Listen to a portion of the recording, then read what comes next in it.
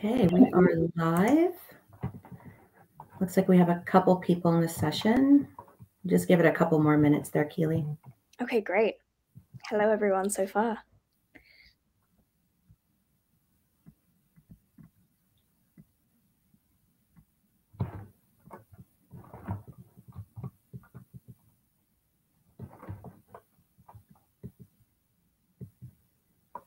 Okay, so we're good. Give it a couple more minutes. There we go. People are pouring in now, so we're good. Okay, great.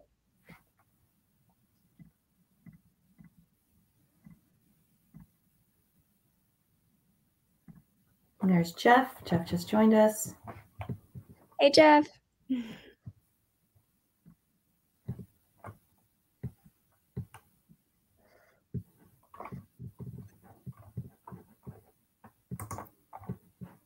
Hello, hello. All right, so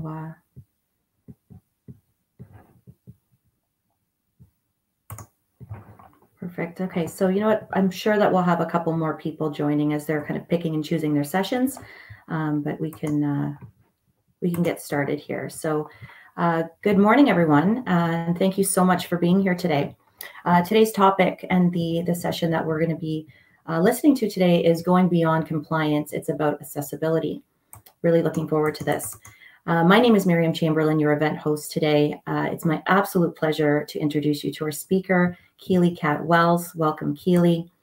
Keely is an entrepreneur and disability activist dedicated to making social, systemic, and economic change. She is a CEO and founder of Ctalent and Zeta Studios, and because of her company's work, she has been named a Forbes 30 Under 30 Entertainment honoree. Amazing, amazing. And has also been appointed as the advisory board member of Lady Gaga's Born This Way Foundation. Very, very cool. Keely will be discussing disability representation and how to be accessible beyond compliance in the workplace. Before I turn it over to Keely, I would like to highlight a couple things, a couple important features of the platform. We really want to keep this as engaging as possible, so please feel free to add your comments in the conversation section. So if you want to share your comments, thoughts, ideas, please put them forward. And then following the presentation, we will have a 10-minute Q&A session. So, and if you feel brave enough, you want to come on stage, just raise your hand and I will definitely invite you to come on stage and ask your question. If you'd like to also tweet or post throughout the conference, feel free to do so using hashtag SHRC21. I will put that into the chat section as well for everyone's reference. And then just one final note, the presentation today will be recorded. So I will turn it over to Keely, and we're looking forward to your presentation, Keely. Thank you.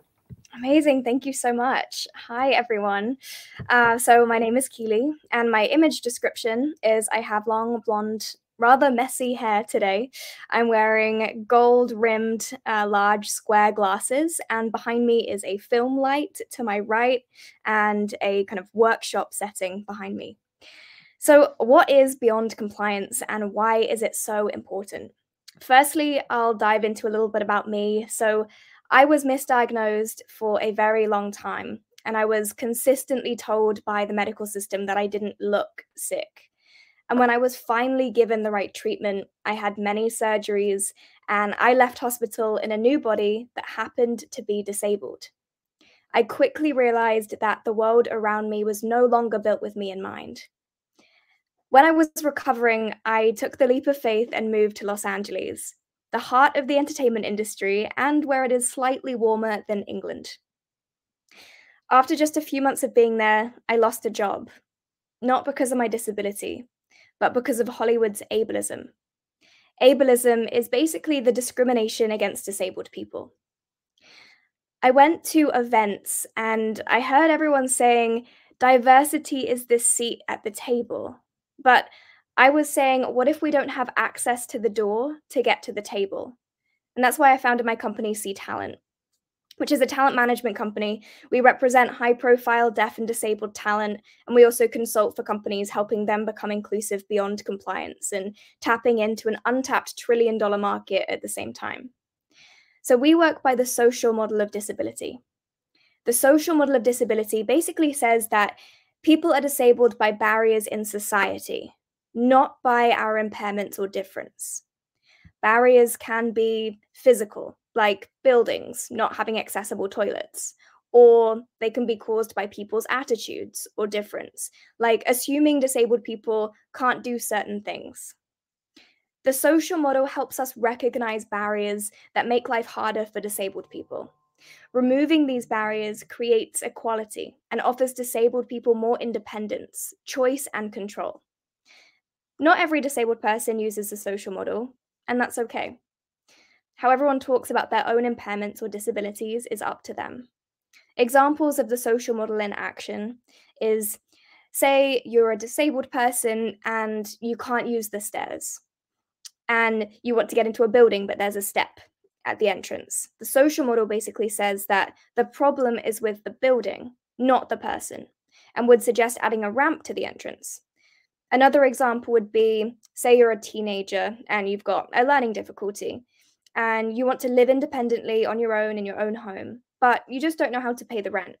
The social model recognizes that with the right support of how to pay the rent, you can live and choose your life independently. And the medical model, on the other hand, would say, because of these barriers, living independently is impossible and you're expected to live in a care home. So, how can we make an accessible and inclusive workplace based on the social model of disability at work?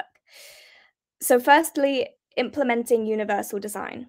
Universal design is designed to create an environment which can be accessed and understood and used to the greatest extent by all people, regardless of age, size, disability, ability. And an environment should be designed to meet the needs of all people who wish to use it. This isn't special treatment. This is really for the benefit of everyone, and it's the fundamental condition of good design. Because when an environment is accessible and usable and convenient and a pleasure to use, everyone benefits. So I say disability can be usually broken down into 4 groups, which is cognitive, motor and dexterity, vision, hearing, and mental health. So let's look at universal design in action in the workplace. At Ctalent, we recently did some really cool work with Microsoft, and they've got some really wonderful accessibility tips, which I'm excited to share today. So 75% of people with dyslexia do not discuss it with their employer. They will often avoid disclosing at work. And 1 in 10 of your workforce are likely to have dyslexia. It's also worth recognizing that the reading age of populations around the world is often far lower than you may think. The reading age in the UK is 9 years old, the average reading age. And as the modern workplace becomes increasingly digital and roles in retail, manufacturing, construction, service roles, we're often expected to use tech. So some features that are extremely helpful for both disabled people and non-disabled people, because accessibility benefits everyone, are things like read aloud, which simply put is having something read aloud for you. And then there's reading supports, which is increased spacing between words, syllables separated with markers, picture symbol support. This can also be called easy read, and dyslexia color-friendly filters, and line focus. Next is aided spell checking. Traditionally, in the past, we've used spell check, but today it's more common to have autocorrect because computers are becoming incredibly smart and literally fixing text as we write.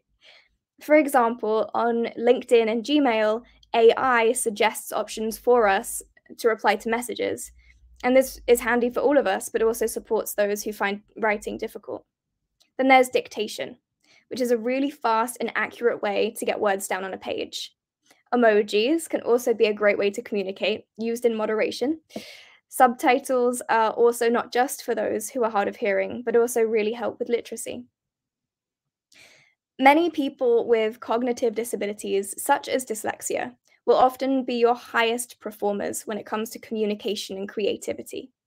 If you can remove the barriers that we face on a daily basis with reading and writing, you will unlock more time and even greater productivity and success. Did you know there are 3.8 billion smartphone users? I mean, that still just blows my mind. So there's no doubt that information is reaching people with vision impairments. But is it accessible? There are common strategies for computer access in the blind population, which includes screen reading technologies, such as it will read text menus and content read aloud with navigation.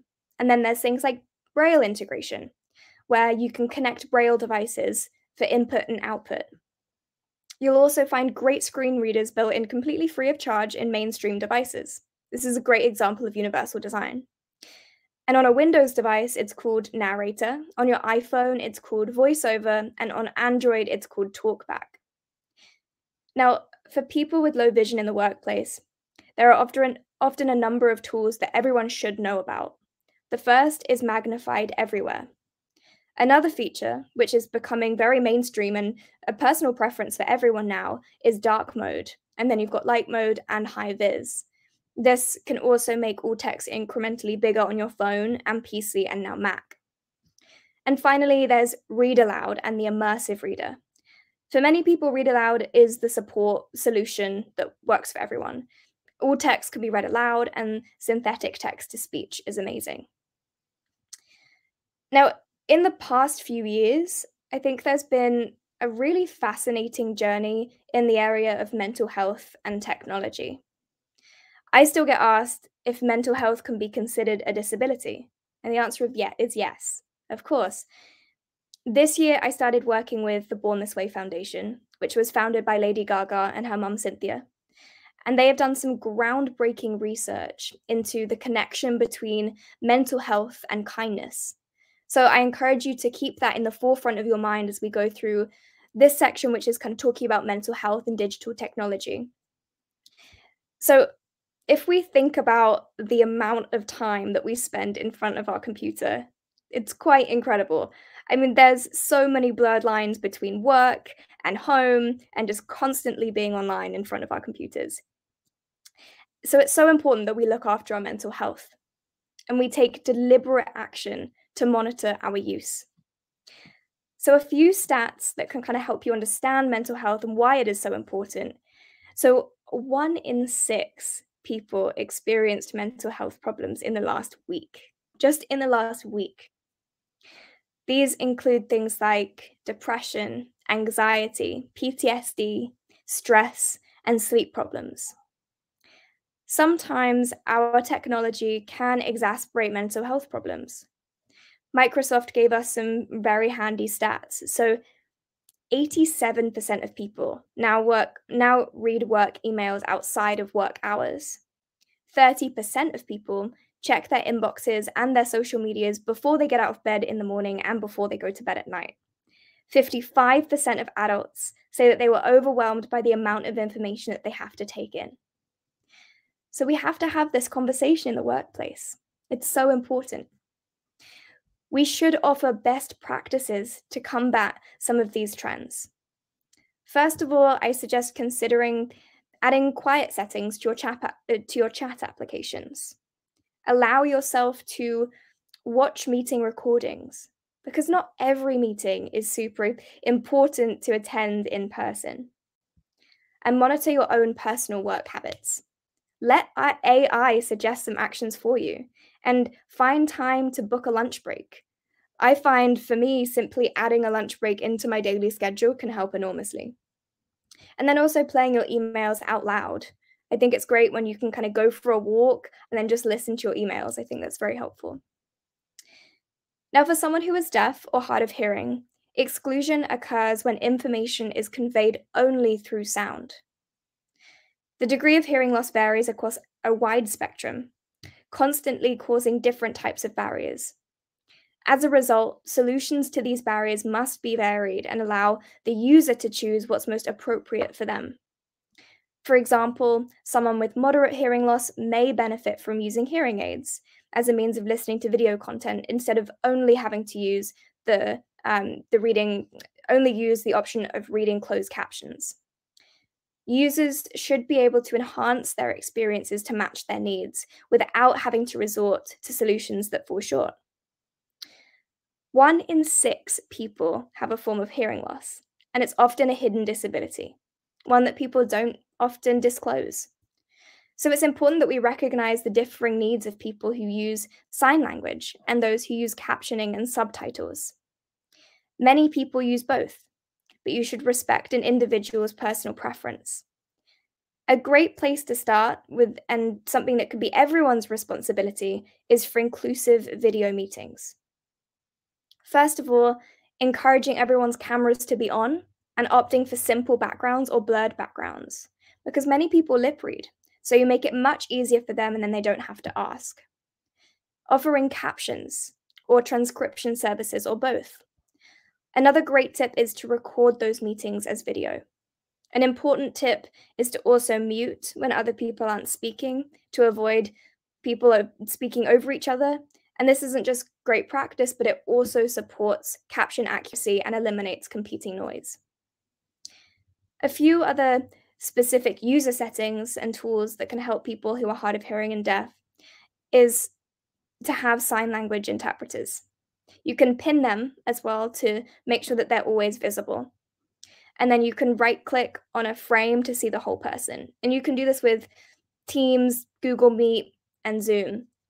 And then auto captions and transcription services are also available on nearly every video platform, all of the mainstream ones like Google Meets and Teams. And then for Zoom, you can use something called rev.com. And then finally, adding things like VTT files can be very helpful. This means you can turn captions on and off, and you can have time-stamped captions for your video as well. In your place of work, I strongly recommend that you aim to get to a place where viewing a non-captioned video just looks wrong. As an individual, I'd encourage you to ask for captioned videos. They're easier to secure and produce than ever before. Here are some everyday considerations for creating an inclusive meeting. First, if you feel comfortable, always have your camera on. For people who lip read, they will benefit from it enormously. I know some people choose not to have their cameras on, whether that be for mental health reasons or for those who may have to get super close to their screen to use magnifiers, and that's fine. But just being aware of it is helpful. Next is being very proactive on the caption front. I will talk about captions consistently. I think they are so important. And just a reminder as well, with auto captioning and transcription services, making sure that they are always available. Showing people where they can find these services too. I think oftentimes captions and other inclusive services are available, but they are not advertised and they're not given. I think it's great if you can kind of get to a place where you don't necessarily have to ask, it's just offered. Another great point is, if you've got a presentation, is to describe what's being shared on the screen. This is great for those who are blind or low vision, and the best thing to do is just to pull the main facts and reinforce them verbally. Next, it's very common to use the chat function on the sidebar, but that's not necessarily what it's always for. Consider someone with ADHD who may have difficulty focusing. And if you're hearing chats being read to you, if you're a blind person using a screen reader, then it's extremely difficult to focus on two things. Finally, if you are sharing photos or GIFs in the chat, just make sure to pop an image description, just for good measure. Accessibility within documents are becoming a legal requirement, but let's go beyond compliance. Imagine for a moment you're online, you're booking a holiday or a trip, or you're booking something, and then you get to a document that you can't access, and it says email for an accessible document. Then you have to wait, and you have to request that information. In today's instant online world, a customer shouldn't have to wait. A person shouldn't have to wait. So it's likely then you've also lost a customer. Accessible documentation is possible to deliver, so make sure that that's always an easy deliverable. When creating documents, think about color contrast. There are tools that are freely accessible to help you check this. And then it just becomes fairly obvious fairly quickly. Looking at shapes and colors, and don't just use color to convey meaning. It won't land with usually 1 in 12 people who are blind, who are colorblind, and others who have visual impairments. Also remember alt text. And finally, you can run accessibility checkers. This is a great way to pick up things that may have been missed. The best accessibility checkers are human. So always run these past the online versions, but also just check with people with lived experience. Finally, as an organization, speak to your newsletter teams, both internal and external. Create a policy and a procedure for accessibility and beyond compliance. In conclusion, I would say accessibility is good for everyone. And it's not just the right thing to do, but it's the smart thing to do. So go beyond compliance. Encourage active listening, empathizing, respecting, diversifying, and celebrating cultures. In a world where we are all so similar, what a joy it is to be different. I also encourage those, like myself, with hidden impairments or hidden disabilities to disclose. It took me a long time to realize that disclosing would actually help my productivity. It allowed me to access the accessibility requirements that I needed to do my best. And it's scary and it's very unfortunate that disability can still be seen as a weakness in the workplace, but we will and we are changing this. So thank you so much for listening to me speak, and I would love to answer any questions and see what you guys have to say. Thank you.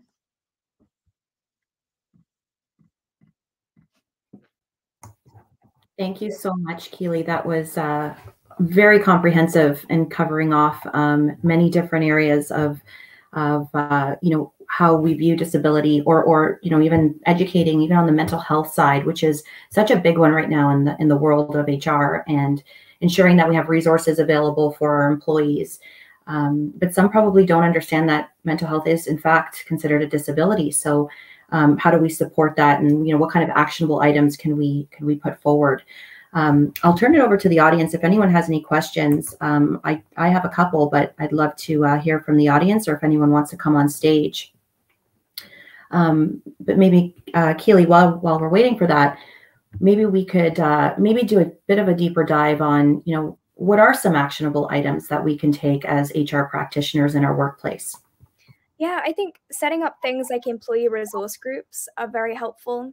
I think that really encourages great community and support for those who may want to disclose, but may be a little bit too scared, especially on the mental health front. And it's still kind of being that thing of, is it considered a disability? Is it not? And people being very kind of confused where that sits.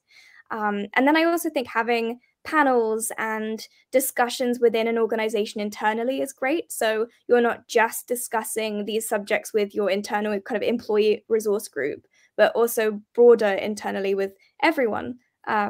I think that can be very helpful, and kind of getting the confidence to do that. Perfect. So that element of education is so important, in bringing that to the leaders and the leadership team, and then communicating that downward to the organization is super important. Now, with that said, Keely, is there any resources or websites or anything that would be really helpful for organizations that we can tap into, so that we have a bit of direction as to how do we communicate, how do we inform, how do we educate? Yeah, absolutely. There's a few. There's actually, I made a list on my website. You can kind of go on my website and then click resources. They're not my resources, but I just kind of got a few from different sites. And there's a lot of different specialists within different fields. For instance, specifically neurodiversity, hearing and vision. And it's great to learn from those people who have that lived experience. And also just recognizing that not one person can speak on behalf of the entire community, and let them know. So just speaking to individuals is really helpful. But yeah, there's a few resources on my website. Perfect. No, that's wonderful. Thank you for that. And you mentioned a couple things throughout the presentation which are super simple, and sometimes we just don't think to do it. Like even like the quiet sessions in the chat. I don't know about the rest of the audience, but throughout a work day, I'm constantly I'm working on something, and then I get like a million chats coming through, and I'm trying to juggle, I'm trying to manage it all, and it's just like sometimes we forget to tell ourselves that we need to take that step back, or that mental break, or that having that quiet time, even going for a walk. I loved your suggestion as well, as going for a walk and even listening to your emails instead of always just being in front of the computer and reading it. So I think there were some really great, helpful hints there. Really appreciate your time, Keely, in informing the audience here. And, as I mentioned earlier, this will be recorded, so we will be able to share it with the community at large, which I think is fantastic. And Keely, I know that you had some contact information. So if you want to share that maybe in the chat section, so if anyone has any, perhaps wants to reach out or connect with you on LinkedIn, it's always great to build a strong network using these platforms. Absolutely. I will put it in there right now. Thank you so much. Wonderful. Any last minute questions, or anyone want to come forward? I do have one final question, actually, Keely. Sometimes, the idea of the word disabled can seem like a really bad word, right? For some. So how do you maybe kind of shed some light on that? Like, is that something that you're obviously familiar with hearing amongst audiences, and how do we kind of remove that from being kind of the bad word? Yeah, absolutely. I think it's so common. People are so scared to say it. I feel like even we've done a bit of consulting for kind of employee resource groups as well. And often those employee resource groups are called kind of ability or enable. And everyone's kind of so scared to say the word disabled. And obviously everyone has their own personal preferences, and the preference of a disabled person themselves should be taken and completely respected. And everyone is different. But kind of what I've been seeing and what we really encourage and fight for is for people to embrace and say the word disabled and not treat it as a bad word. Stay away from special abilities or handy capable, I've heard. Stay away from those ones and say the word disabled, because it's our identity. I heard someone the other day say something really interesting, and they said, without the w in woman, it becomes man. Without the hue in human, it becomes man. So without the dis in disabled, it's not the correct word. I thought that was really a cool way to look at it. So yeah, don't be afraid of using the word disabled. Very interesting. Yeah, thank you so much for that. Well, I think we're a little ahead of schedule here, and I don't see any other questions coming through. Yep, perfect. So Keely just put in her email address if anyone wants to connect on LinkedIn. But Keely, it's a pleasure to have you today at Social HR. Appreciate your time and being here. Some really great content here that we received from your presentation. So thank you again, and thank you for the audience for participating. Have yourself a great rest of the day. There are some really great sessions to jump into, and I believe the next one will be starting at 12:45. So thank you so much, everyone. Bye.